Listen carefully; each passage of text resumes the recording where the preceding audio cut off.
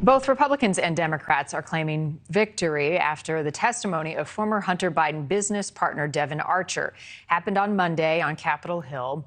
Archer testified for about 4 hours behind closed doors to the House Oversight Committee.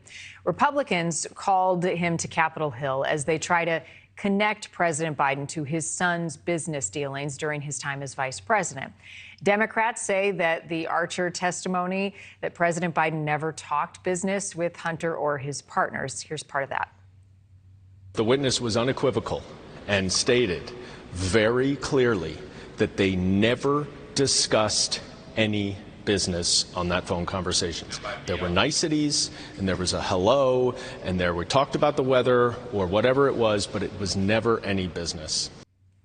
Meanwhile, Republican James Comer, the head of the Oversight Committee, released a statement saying Devon Archer's testimony confirms Joe Biden lied to the American people when he said he had no knowledge about his son's business dealings and was not involved. Joe Biden was the brand that his son sold around the world to enrich the Biden family. Joining me now to talk more about it, Andrew Napolitano, former New Jersey Superior Court judge and author of 10 books on the Constitution and host of Judging Freedom. I haven't seen you in a while. How you been? Oh, well, Marni, and it's a pleasure to be back with you. I was getting a kick out of that guy in the orange shirt that the drone saw because my shirt's almost as bright. You're not going to be able to hide from a drone. Don't go breaking the law and hiding in the bushes.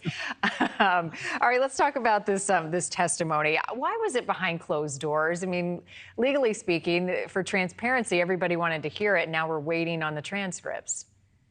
So normally these witnesses are interviewed in advance by investigators for the House committees. The investigators are typically former FBI agents who know exactly how to interrogate witnesses. And as a result of that investigation, the committee will have an indication in advance of what the witness is going to say.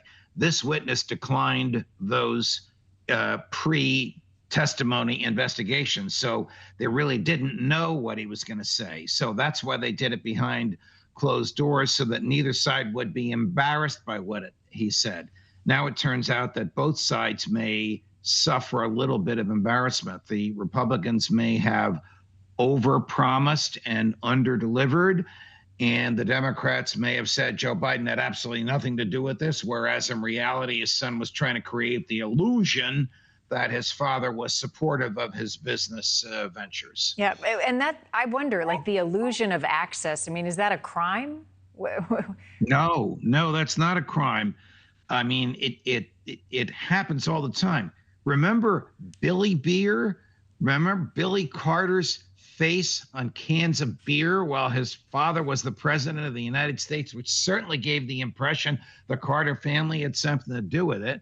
And of course, there's Jared Kushner being invested well by the Saudis 2 months after his father-in-law left office. These things happen all the time, and there's no crime involved. What the Republicans are concerned about is, did Joe Biden receive any money because of this, or was his son just reminding everybody that his last name is Biden, and his father is, at the time, Vice President of the United States. Right, and they're also looking for any evidence that links President Biden to his son's business dealings in China or elsewhere. Republicans have talked about a possible impeachment as a result of it.